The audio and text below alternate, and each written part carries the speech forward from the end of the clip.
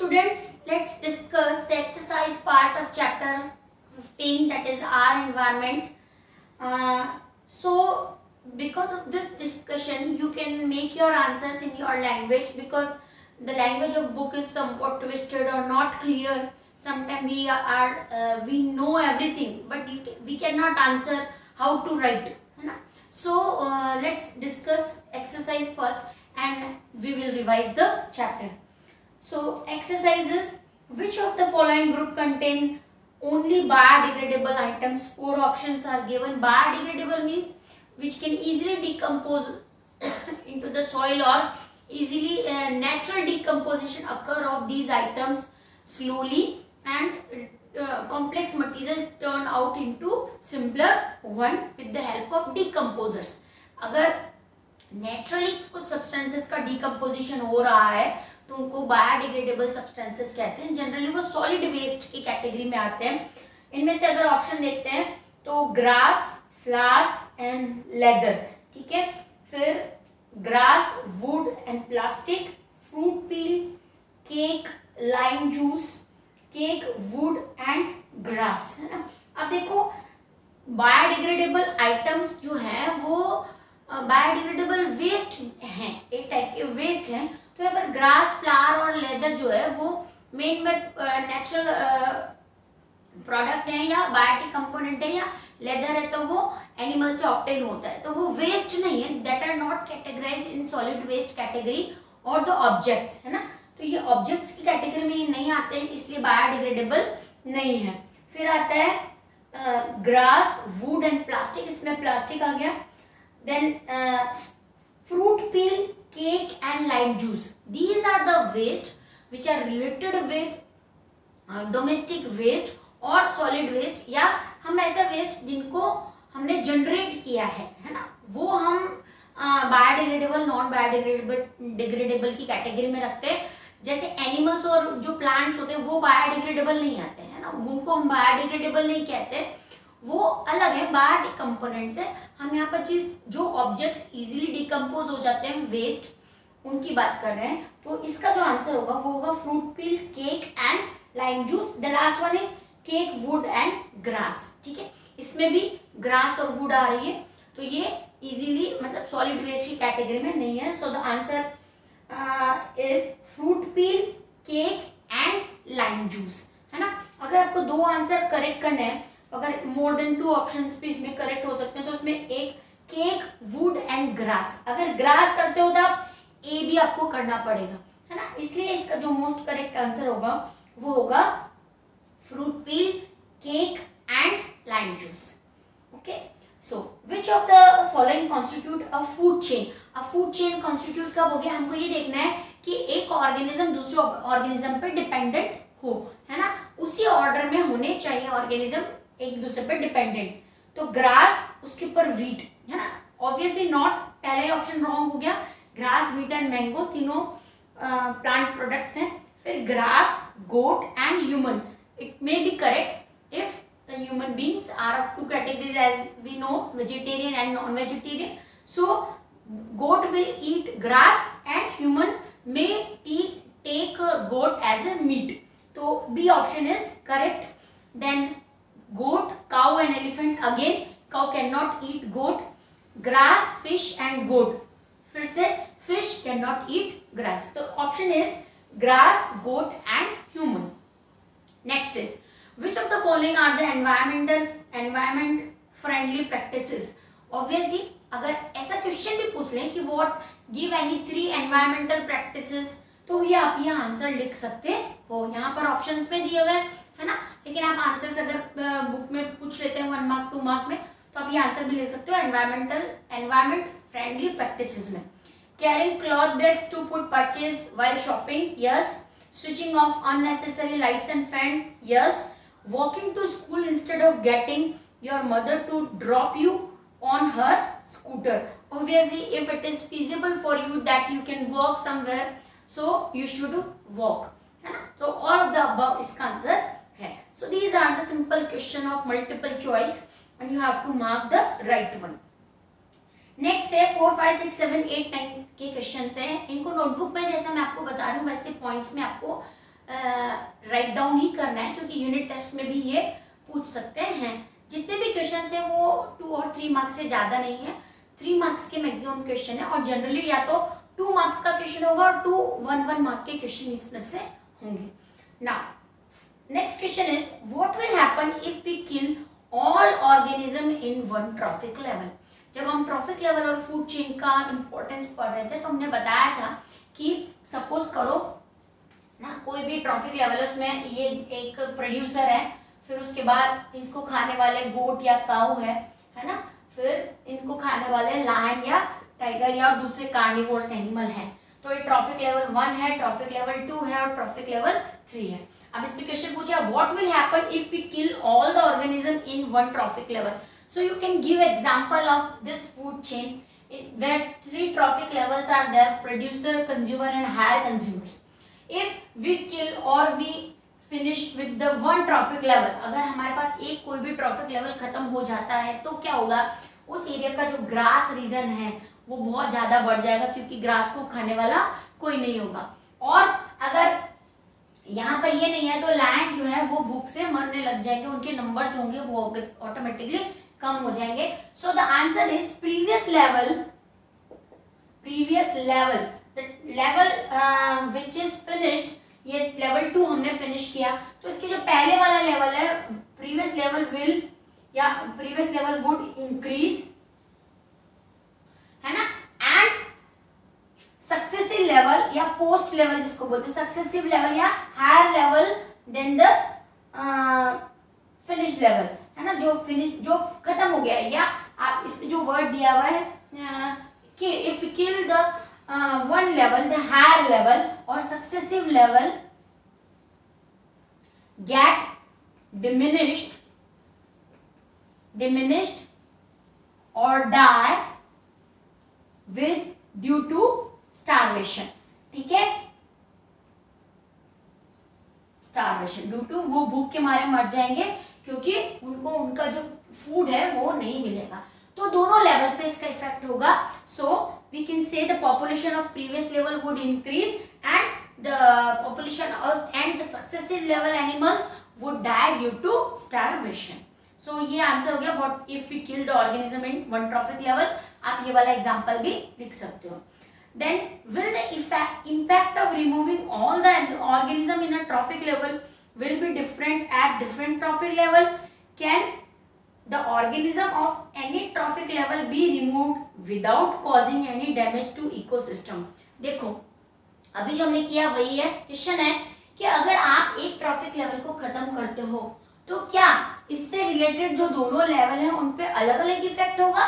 तो yes, answer is the previous level would increase because there is no organism to take food from them, है ना, so they will increase, but successive level will die or will decrease in numbers, है ना, और die due to starvation or lack of food.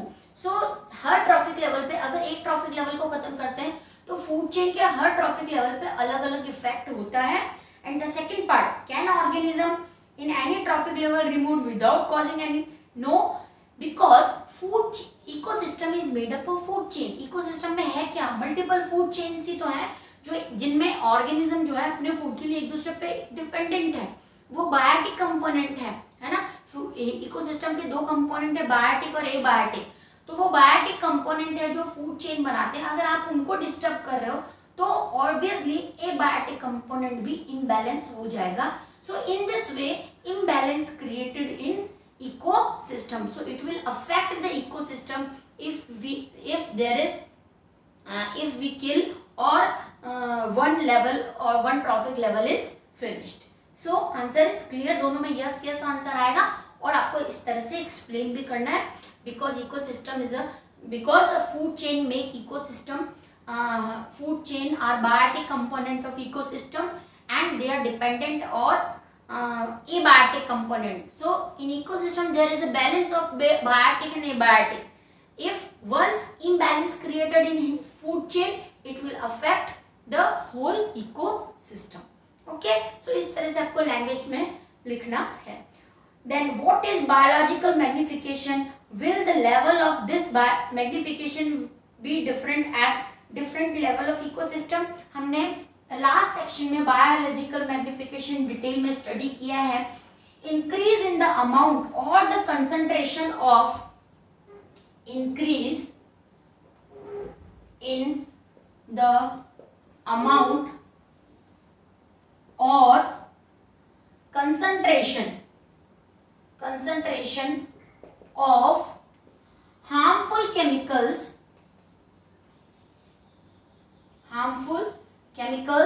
Example दिया है DDT, ठीक है ना, example DDT in trophic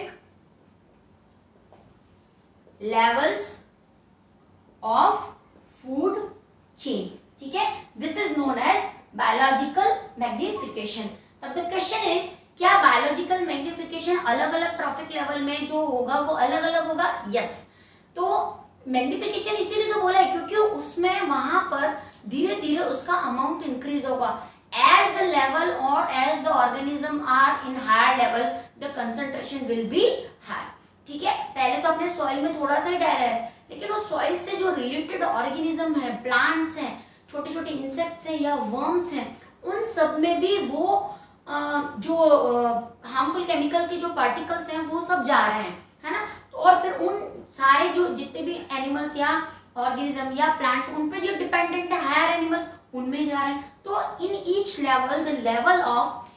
level the concentration of harmful chemical is increasing, है ना. So there is difference in effect और magnification of harmful chemical at different level. हर level पे जो मैग्निफिकेशन होगा वो अलग अलग होगा, ठीक है, इकोसिस्टम में. और व्हाट इज बायोलॉजिकल मैग्निफिकेशन, ये तो डेफिनेशन हो गया. एंड फिर आपको एक्सप्लेन करना है, yes, the effect of biological magnification, और biological magnification will be different at different levels, है ना, different trophic level. Example DDT, once we use insecticide or DDT in the soil, it will affect plants, animals and other worms which are dependent or living on the soil. These are the, तो आपने डाला तो एक छोटा concentration था, लेकिन उस concentration के हर पार्टिकल अलग अलग एनिमल्स में चले गए, तो ये एक टाइप का मैग्निफिकेशन ही है. So we can say progressively there is progressive increase in the concentration of harmful chemical, है ना. यहाँ पर हम लिख सकते हैं progressive increase in, there is progressive increase in the amount or concentration of harmful chemicals in each trophic level, and higher is the trophic level, higher will be the concentration. जितना high trophic level से आप ऊपर चलते जाओगे, मतलब higher carnivorous तक, तो वहां पर भी बायोलॉजिकल मैग्निफिकेशन इंक्रीज हो जाएगा. जितना बड़ा एनिमल होगा उतना ज्यादा अमाउंट में उसके अंदर होगा. So higher will be the trophic level, higher will be the concentration. Okay, next is, what are the problem caused by non biodegradable waste that we generate? If we are generating non biodegradable waste, what are the consequences and what will be the effect of that waste in environment? ठीक है, non biodegradable का इसमें आपको पूछा है कि अगर एक तो नॉन बायोडिग्रेडेबल जो हम यूज कर रहे हैं, हमने जो जनरेट किए हैं, सबसे पहले तो उनका प्रॉब्लम यही है कि वो नॉन बायोडिग्रेडेबल है, दैट आर नॉट, यही उनका सबसे बड़ा प्रॉब्लम है, बायोडिग्रेडेबल, कि वो that this waste are not easily decompose by simple decomposers or simply by nature. They will remain in the soil or in the environment or in the ecosystem for long time, है ना, वो वहीं रहेंगे बहुत time तक, है ना. और अगर वो ऐसे यहाँ पर रहते हैं तो वो क्या करते हैं, सॉइल पोल्यूशन भी करेंगे. If we are trying to burn them they will cause air pollution. ठीक है, तो एयर के अंदर भी उनके जो पार्टिकल्स हैं वो भी जो ऐसी गैसेस जनरेट कर देंगे जो बहुत ज्यादा हार्मफुल होंगी. ठीक है, फिर दूसरा जो डंप एरियाज बनाए जाते हैं इन वेस्ट को, सॉलिड वेस्ट में प्लास्टिक, पॉलीथीन ये सब आ रहा है ना, तो इनको जो डंप करने के लिए एरियाज बनाए जाते हैं वो, क्योंकि ये रखे रहेंगे, इनका कुछ भी नहीं होगा, इनका डिकम्पोजिशन नहीं हो रहा, तो ये ऑक्यूपाई करेंगे स्पेस, यानी हमको सिटी से बाहर या एक ऐसी जगह बनानी पड़ेगी, डंप एरियाज बनाने पड़ेंगे जहां पर ये रखे रहेंगे, और फिर वो एरिया धीरे धीरे बिल्कुल नॉट ऑफ यूज हो जाएगा, वो किसी भी काम का नहीं रहेगा, क्योंकि उस आसपास जो है वहां पर स्मेल होगी, एनिमल्स होंगे डेड, मतलब एनिमल्स डेड होंगे, पोल्यूशन डिफरेंट टाइप का क्रिएट होगा, so it will occupy the solid waste, है ना, सॉलिड वेस्ट की बात कर रहे हैं हम, solid waste which are non biodegradable occupy space, ठीक है, तो जहां तक ये रखे रहेंगे वो वहां पर क्योंकि इनका डिकम्पोजिशन नहीं होने वाला, तो वो रखे रहेंगे तो उतना वो एरिया कवर करके रहेंगे जिसका कोई यूज नहीं होगा, ना वहां पर कोई वेजिटेशन हो सकता है, ना वहां पर कोई एनिमल रह सकते हैं, कुछ भी यूज की वो जो होगी लैंड वो किसी भी यूज की नहीं होगी, ठीक है। So they will create these non biodegradable substances will create, non-biodegradable solid waste will create soil and air pollution, it will occupy space, and if some animals which may eat these type of solid substances, है ना, अगर कुछ animals, जैसे आपने कई बार सुना होगा जो काऊ वगैरह होती है वो सामान, जो भी घर के आसपास कचरा होता है उसके साथ साथ वो पॉलीथीन बैग्स भी खा जाती हैं, जिनकी वजह से उनकी डेथ हो जाती है, या न्यूज़पेपर में भी कई बार आता है कि उनके स्टमक में बंच ऑफ जो पॉलीथीन बैग होता है वो निकलता है, इतना सारा उनके जो स्टमक में होता है वो कचरा भरा हुआ रहता है। तो सम एनिमल्स में also some animals may eat them and would be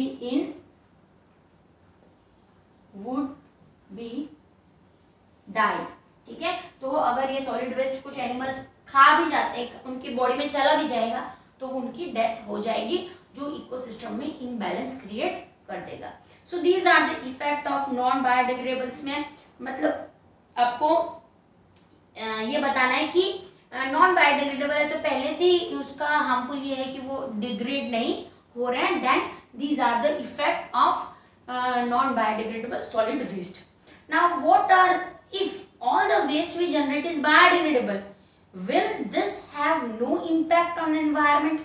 बहुत इजी क्वेश्चन है। अगर सपोज करो हम ऐसा सोचते हैं कि हम जो भी वेस्ट कर रहे हैं वो सब बायोडिग्रेडेबल है, हमने कुछ भी पॉलीथीन यूज नहीं किया, है ना, हम कुछ भी, मतलब हम क्लॉथ बैग्स ही यूज कर रहे हैं, प्लास्टिक बॉटल हमने बंद कर दिया, हम रीयूजेबल थिंग्स यूज कर रहे हैं, तो भी क्या एनवायरनमेंट पे कोई इफेक्ट नहीं होगा, है ना। So there will be some positive effect that includes we are saving our environment ecosystem because these components are easily degradable and naturally decomposers will decompose them, है ना। तो ये तो पॉजिटिव इफेक्ट हुआ। नेगेटिव इफेक्ट क्या हो सकता है, जितना भी डिकम्पोज हो रहा है उस डिकम्पोजिशन में तो टाइम लगेगा, सो दैट टाइम, है ना, that time of degradation of these biodegradable substance create full smell disease, है ना, उस एरिया में कुछ पर्टिकुलर हाउस फ्लाई जनरेट हो सकती है, एपिडेमिक्स हो सकते हैं, है ना। तो भले वो बायोडिग्रेडेबल है लेकिन at some time, for some time they will create pollution, air pollution create कर सकते हैं, और they will create disease, environment of disease, है ना। तो वहां पर डिफरेंट टाइप की डिजीज हो सकती है उस अमाउंट पे, कोई भी बहुत ज्यादा हो जाए, बायोडिग्रेडेबल है फिर भी बहुत ज्यादा हो गया तो सडनली डिकम्पोज तो नहीं होगा, इट विल टेक टाइम, और in that duration of time house fly में डेवलप, मॉस्किटोज में develop, and it will create diseased condition. So the answer is if we generate, there will be, आप ऐसे लिखोगे इसको, there will be positive and negative impact. Positive fact is that these waste will decompose slowly by decomposer.